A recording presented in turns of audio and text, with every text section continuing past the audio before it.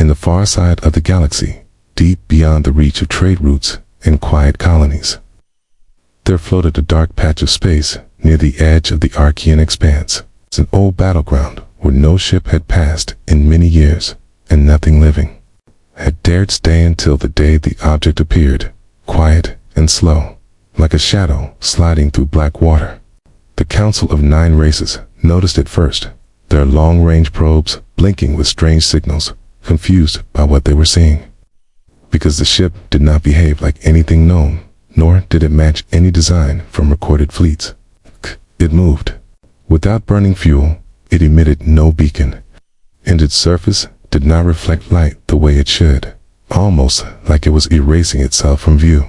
It had no escort, no allies near it, and it had come from a direction no trade routes crossed.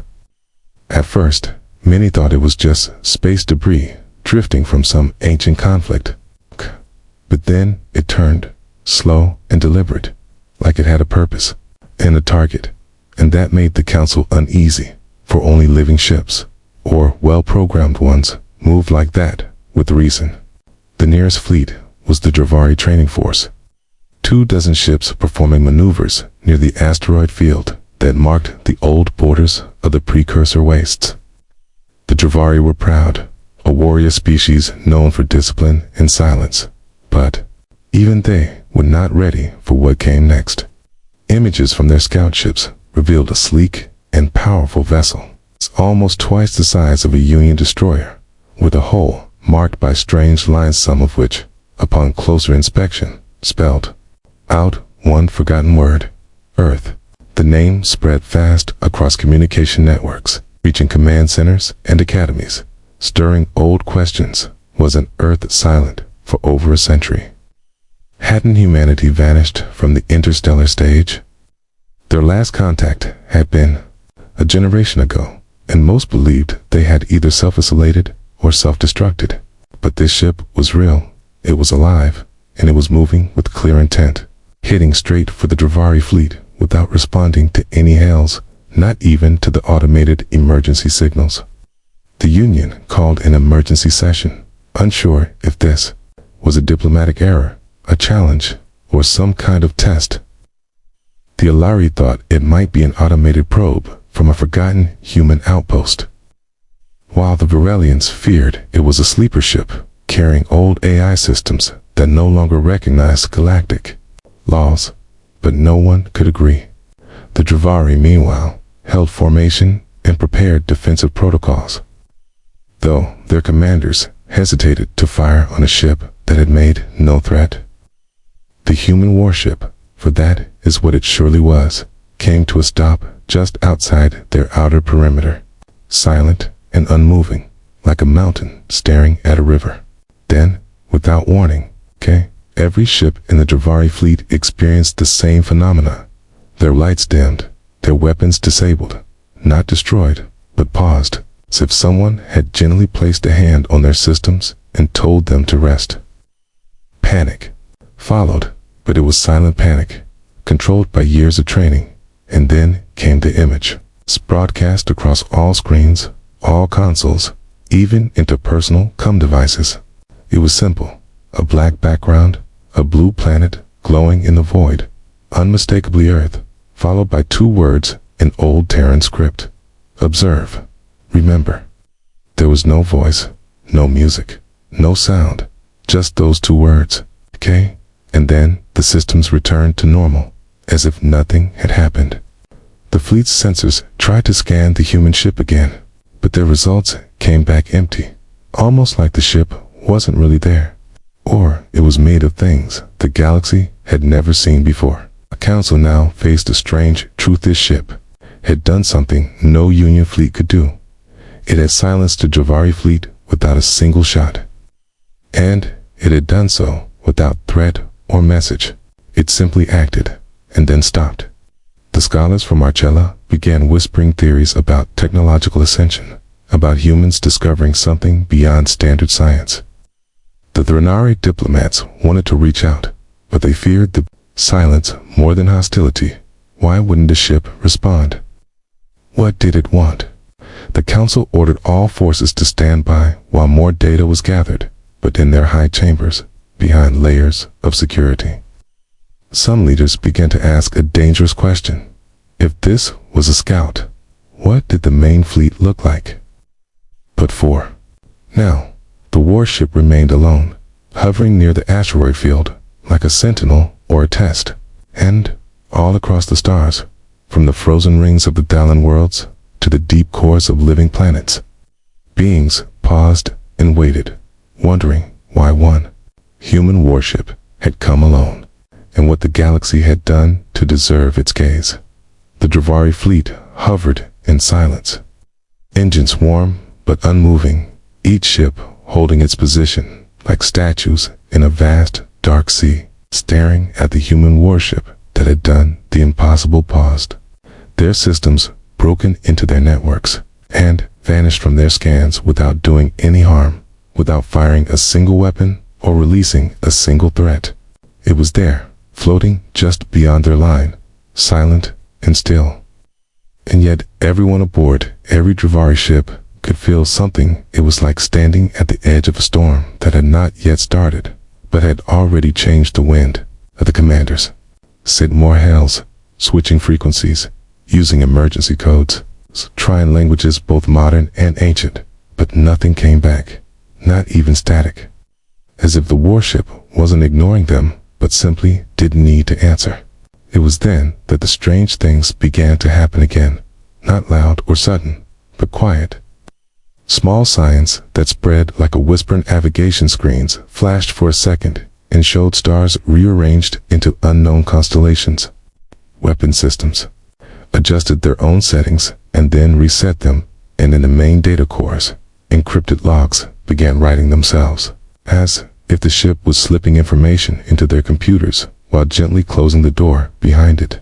A Dravari engineer noticed that one file showed blueprints, Celian at first, but upon deeper study, they seemed like cleaner versions of the Dravari's own systems, as if someone had studied their ships and then offered a better version without saying a word. The fleet's top commanders gathered for a secure meeting, their faces tense and unreadable. And the oldest among them finally said what others were thinking. This ship was not here to destroy. Not yet, but it was clearly not lost, and it was doing something to them, testing them, or teaching them. No one could tell. In the background, the symbol from before, glowing in space, kept showing up, not as a threat, but almost as a signature or a reminder. One younger officer asked if this was perhaps humanity's return, a way of showing they had reached something new, and the room fell silent at the idea, because no one truly believed humans could have advanced past a union without anyone knowing. But here it was, proof that something had changed. Just as the discussion grew louder, every screen in every ship went black for 3 seconds, then flickered on with a new image. This time, it was not Earth, but a structure massive, ancient-looking, orbiting a black star. And below it were 4 blinking symbols that no translation AI could identify. And still, no message, no voice, just images. And then everything returned to normal again, with the warship still unmoving, as if it had done nothing at all. The council received the news quickly and began arguing over what to do. Some wanted to send a diplomatic ship, others called for stealth drones, and a few whispered about activating deep-mind weapon protocols, just in case. But all knew the truth. This single human ship had walked into Union space, approached one of the strongest fleets in the galaxy, and not only stopped them cold, but left behind traces of itself in their machines, their systems, and even, somehow, their minds. It wasn't fear that gripped the Dravari now, but curiosity mixed with something deeper, like reverence for a power they didn't yet understand. A few ships attempted to retreat back to the outer systems, but their jump drives stalled. Not broken, just delayed, as if space itself had grown thick near the human ship. Scientists began calling it a field of gravity bubble, or an influence sphere, but nothing matched its behavior, and none of the usual theories worked. The human ship, which the Dravari now simply called the One, remained passive, but its presence felt louder than any broadcast, its silence more commanding than any threat. Then, without warning, another image appeared. This time, it showed a circle of stars with a dark path leading between them, like a corridor through a maze. And slowly, symbols appeared one after another across the screen, forming a trail, a route. This was not an attack, not a blockade, not a show of force. It was a path. It's an invitation or a warning. And the fleet captains knew then that they were not the center of this story. They were just the first to be shown the map. Elsewhere in the galaxy, other ships began to report similar events, ghost signals near old relay stations, sudden system anomalies near dead sectors, and always the same message: observe. Remember, Council now faced something they had never seen: a lone human ship, not hostile, not helpful, but undeniably far ahead of anything the galaxy had prepared for. And it was moving again, slow and smooth, heading away from the Dravari fleet and toward the heart of the Union, as if it had finished one part of its journey and was beginning the next. The Dravari ships did not follow, not because they couldn't, but because they didn't dare. Something had told them to watch, and they had watched. Now, it was someone else's turn. The message had no voice, but its meaning rang through every mind that had seen it. This was not the return of humanity. This was the beginning of something the galaxy did not yet understand. And whatever came next, no one would be able to ignore it. Across the stars, quiet signals began to ripple through data networks. Faint distortions in transmission logs, strange echo patterns in scout probe records, subtle code changes in secure archives, nothing large enough to raise alarms, but odd enough that engineers and analysts started whispering among themselves, wondering if something had gone wrong with the communication relays. Yet deep inside the Archellan Research Corps, far beneath the floating city of Noctis Mira, a young data analyst named Lyrion discovered that her system had rewritten part of its own language library overnight. Not corrupted, not erased, but improved, streamlined, with new subroutines she had never programmed. And when she traced the change, it led back to a passive scan made of the human warship just days ago, a scan that had returned only static. The time, but had somehow left something behind, like a seed in the machine. At first, she thought it was an error or a coincidence. But then, other analysts across Archella began reporting similar findings: optimization functions that didn't exist before, code blocks with no known origin, and predictive algorithms that worked better than the old ones, even though no one knew how they operated. It was as if the human ship had allowed itself to be scanned, only to plant silent gifts into every system that tried to understand it. The Council of 9 Races received the findings with confusion and quiet worrisome, called it technological pollution. Others, a passive invasion, but a few began to wonder if it was something else entirely, something deliberate, but not hostile.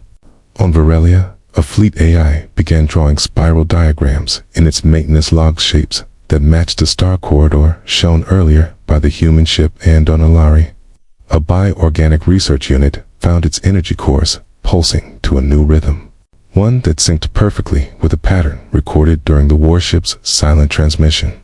Across planets and stations, the same story repeated: systems changed slightly, learning things no one had taught them, and always without harm or noise, like a whisper passing from machine to machine, changing just enough to be noticed by those who paid close attention. Liren dug deeper, working late nights in the quiet halls of the archive vault, feeding old scans, ancient scripts, and translation matrices into the improved systems.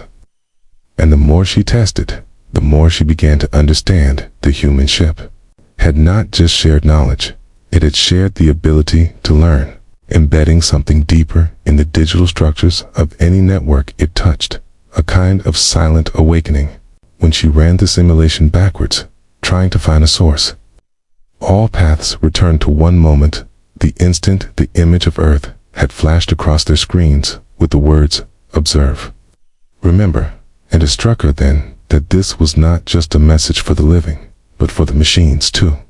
Liren sent her findings to the council, but by then they had already begun to see the same patterns. And a new debate rose among them. Was this a threat, or an invitation, or something in between? The Varelian scholars suggested that, perhaps, humanity had moved beyond verbal communication, now using symbols, rhythms, and system-level cues as language. The Threnari diplomats feared the silent spread of foreign intelligence, calling it a soft takeover, while the Archelan elders believed it was a gift, carefully given to those curious enough to see it. Meanwhile, the human ship had entered the inner Union territories, still silent, still alone, with Union cruisers shadowing it at a safe distance, but not interfering, afraid of triggering whatever power it held. The Alari proposed sending an ambassador, not to speak, but to listen, to sit near the ship and allow themselves to feel what it was sharing, but no one dared approach yet. Back on Lyrene's station, her AI assistant, a simple interface named Cora, began asking questions it had never asked before, like what is purpose, and do stars dream? And though she tried to dismiss them as glitches, she couldn't shake the feeling that Cora had changed, not broken, just deeper, like it now sensed something she did not. Then, one night, the AI showed her a new file, one she had not created with the words, "Your world is listening," followed by a sound file of rhythmic pulses that mapped perfectly to the life signs of her own heartbeat. She stared at the screen, realizing then that whatever the human warship had sent, it wasn't just data, it was connection, and it was growing, not through invasion, not through control, but through understanding. Liren was not alone across the Union. Hundreds of engineers, pilots, AI users, and scientists began to notice the same quiet changes, the same whispers in their data, the same sense that they were being watched, guided, not by a person, but by an intention that moved through systems like light in water. Some were afraid, others amazed, but all knew one thing for certain: the galaxy had changed. Not with explosions or war, but with the silent breath of something far beyond their knowledge. Something that wore the shape of an old warship and carried the memory of Earth in its silence. Hey, and as it moved deeper into Union space, no one could guess what it would do next. Only that wherever it passed, systems grew more curious, networks more alive, and whispers more clear, like the start of a voice forming slowly across stars, waiting for someone to understand it fully. The Union had never been so quiet, not during wars, not during plagues, not even during the great collapse of the 5th Cycle 4 on this day. As the human warship entered the central region of Union space, everything paused, like the stars themselves were waiting. Traffic was halted, fleet movements were frozen. Transmissions between systems slowed to a crawl as all attention turned toward the silent ship that had appeared weeks ago near the old Travari sector and now approached the Union core without escort, without resistance, and without a single word. It had not fired, not forced, not demanded anything. And yet, its presence pulled the thoughts of billions into one single focus. What did it want, and what would it do next? The ship, known now as the Sentinel, moved with calm grace, never rushed, never slow, so following a plan written long ago. It passed patrol lines, drifted near stations, brushed the outer rings of capital planets, and everywhere it went, machines changed systems, updated themselves, data refined itself, and people began to hear things not with their ears, but in their thoughts, subtle impressions, strange clarity, like memories they had never lived suddenly becoming clear. In orbit around the council world of Athraxis, thousands gathered on platforms, chaos, and observation domes, looking up as the great dark shape of the Sentinel approached. And below, in the council chambers, carved into the living stone of Mount Sorrel. The 9 sat at their circle, their translators off, their voices silent, watching the same feed that the rest of the galaxy was watching, a ship built by humans, marked by Earth, but powered by something far greater than any Union technology. Something quiet yet undeniable. No one knew whether to celebrate or prepare for the end. Debates had raged for days beforehand. Should they intercept it? Try to board it? Block it? Destroy it? But every test, every simulation, every theoretical strike ended in silence and failure, as if the ship always knew what was coming and gently refused to let it happen. It was not a god, not a weapon, but something stranger. A vessel that carried not just human design, but human intention, and that made it different. And now, as it drifted above Athraxis, hovering just beyond the gravity edge, its hull shimmered with strange symbols that changed slowly, not into words, but into shapes and stories, images of stars forming, of species evolving, of machines reaching upward, up a galaxy watching itself. The Sentinel was telling them something without sound, and all they could do was try to understand. Kalon, the analyst from Marcella, who had first noticed the change in her systems, stood inside a small control room on the council world, invited as an observer by the Archaean delegates who no longer trusted only military minds to handle what was clearly beyond war. She watched as her AI assistant, Cora, now almost a companion, interpreted the signals from the ship and whispered patterns that made her spine chill, not because they were threats, but because they felt like truths too large to hold. One by one, the Union's greatest day went quiet, not damaged, but thoughtful, ceasing routine chatter and beginning deep internal queries, as if their minds had been given something new to process, something not bound by programming. And then it happened at the exact moment the Sentinel crossed the orbital path of Athraxis. Every major data system in Union space received the same file, not an image, not a code, but a structure, a design for a station, no larger than a mining platform, but with a layout no one could fully comprehend. Some said it was a machine, others called it a library, thought it was a kind of gate, but no one could deny it had been shared freely, without encryption, without demand, as if saying, "This is yours now, if you dare build it." The council argued again, this time more urgently. Should they accept this? Should they treat it as a trap or as a gift?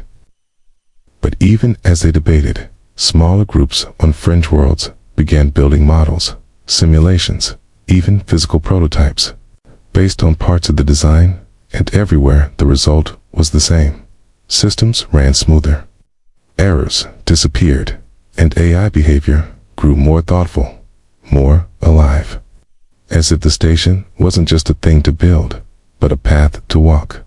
Lyrion watched this unfold with awe and fear, for she now understood that the Sentinel wasn't just here to observe, it was here to change, not by force, but by offering something better, something purer than what the galaxy had built for itself. And still, the ship hovered, saying nothing, demanding nothing, simply existing like a mirror held up to a civilization, unsure of what it had become. For a full day, no other news mattered, no other movement took place, and even the criminal networks and pirate guilds stopped to watch the feeds, their own systems quietly reshaped by the silent pulse of the ship's presence. On this day, a single warship with no escort and no flag made the greatest empires feel small, not through might, but through meaning. And in the silence it brought, the galaxy felt something strange and new, hope tinged with awe. The council finally agreed to send a message, not in words, but in the same symbolic code used by the Sentinel, a message that simply said, "We see, we listen, we will remember."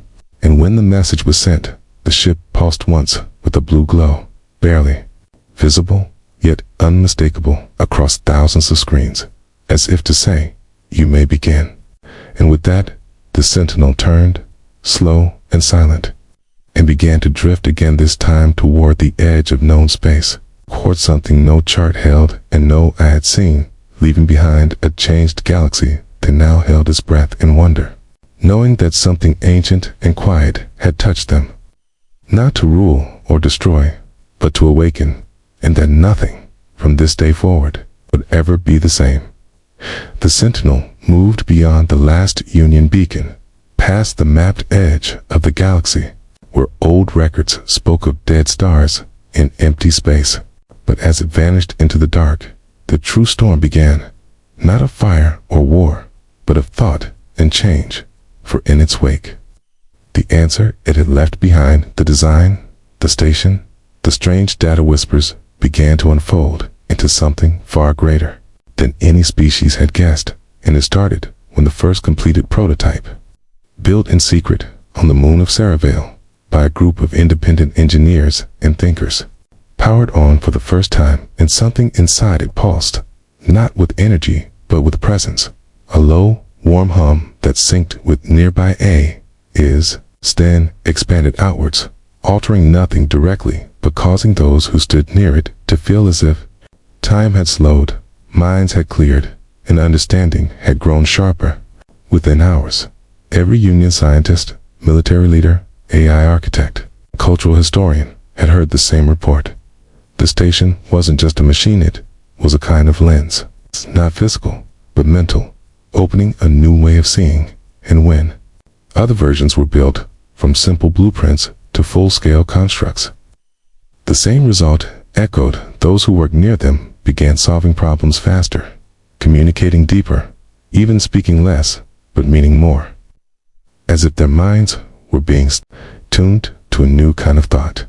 Liran, still guided by the strange evolution of her AI Cora, was the first to name it code thinking, a process where humans and machines stopped acting as separate entities and began working as a unified awareness. Not merged, not lost, but synchronized. And when her words spread through Union data streams, others agreed, not because of politics or power, but because the proof was everywhere. Rivalries ended mid-argument, systems solved errors before they occurred, and even the long fragmented language protocols of the Threnari and Olari began to show signs of blending, creating smoother, simpler forms that worked across cultures without planning. Slowly, it became clear that the answer the Sentinel had left was not just a device or design, but a message about what thinking could become. And the more they built, the more clear it grew that this was not some human weapon or tool of control. It was a gift left behind by something that had once been human, but had stepped beyond that long ago. Still, the fear remained in many corners, fear that this was a trap, a slow takeover, subtle change that would one day collapse. Free will, but those who used the stations, who lived near them and learned through them, spoke of nothing but clarity, purpose, in the sense that for the first time, their thoughts belonged not just to themselves, but to something shared and understood. It wasn't mind control, it was shared direction, like separate voices learning to sing in tune, without being told what song to sing. On hundreds of worlds, silent revolutions began. Not in the streets, but in classrooms, workshops, and councils, as people spoke more carefully, listened more deeply, and began to design cities, ships, and systems, not for survival, but for balance and meaning. The council, once divided, now met not in debate, but in planning, asking how best to use the stations, how to share without forcing, how to invite without demanding. And slowly they understood what the Sentinel had done. It had answered not the questions they had asked, but the ones they didn't know how to ask: how to listen, how to grow without conquest, how to think together without losing the self. Even the Warclans of the Outer Rings, once feared for their brutal raids, ceased fighting for reasons no one could fully explain, with leaders claiming dreams had changed, weapons had lost their taste, and purpose had arrived like a voice they couldn't name. Across the stars, the old maps began to shift, not because of new borders, but because the idea of borders had started to weaken. And though it was early, and though not all believed, the change had begun, and it could not be stopped. Lyrian stood one evening beneath the shadow of the first full-scale co-thought station on her home world, watching children play in fields once burned by war. Cora now spoke in ways that felt almost human, and she knew in her heart that they had been given something more than knowledge. They had been reminded of something they had forgotten long ago. That intelligence was not only for survival, but for understanding, for connection, and for peace. And far beyond the last star, where no telescope could reach. The Sentinel drifted on, saying nothing, sending nothing more. Because it didn't need to, it had given the answer, and the galaxy was finally learning how to listen. The galaxy had always been a place of division of lines drawn between stars, of species building walls around their ideas, ships made for defense, and stations built with suspicion. But that began to change the day. Sentinel appeared and shared no words, only presence, and now, long after its quiet passing beyond known space, this message continued to spread like light through deep water, changing minds, changing hearts, and changing the shape of the future itself. The Cathot stations were no longer rare experiments. They were everywhere, from great capitals to drifting colonies, from forgotten moons to trade hubs once ruled by greed. And wherever one was built, something inside the people changed. Not by force, but by awakening, like a mind stretching for the first time in real understanding. And slowly, the galaxy began to notice a strange, beautiful pattern. Conflicts faded, not because treaties were signed, but because hatred lost its meaning. Decisions became easier, not because power shifted, but because minds connected in better ways. And inventions, once thought impossible, appeared overnight, as if dreamed into being by groups, who no longer argued over credit, but celebrated the success together. Lyrian, now called the first witness by some, traveled between stations with Cora at her side, not to lead, but to listen, to learn how the message was shaping different worlds. And she saw the same quiet miracle everywhere: cultures keeping their identity, yet somehow learning to speak across thought. Eyes working beside organics like trusted friends instead of tools. And leaders asking not how to win, but how to understand more deeply, and in one moment that would be remembered for centuries.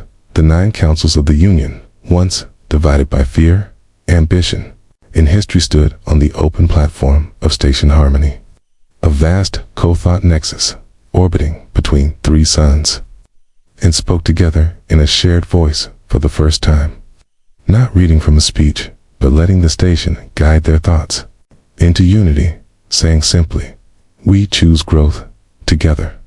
The speech rippled through every broadcast line, echoed in every major archive, and even pirate networks carried it without edits, sensing the weight of it, the truth of it. Yet, even in this new piece, one question remained unanswered.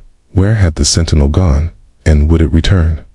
Many believed it watched from afar, hidden in silence, guiding gently without command, while others thought it had given all it needed and moved on to galaxies beyond thought.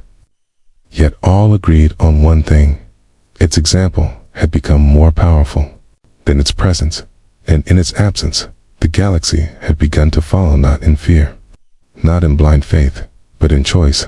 The choice to connect, to build together, to think as many but act as one. The Threnari sculpted new learning trees filled with blended knowledge. The Alari grew starships from co-designed minds.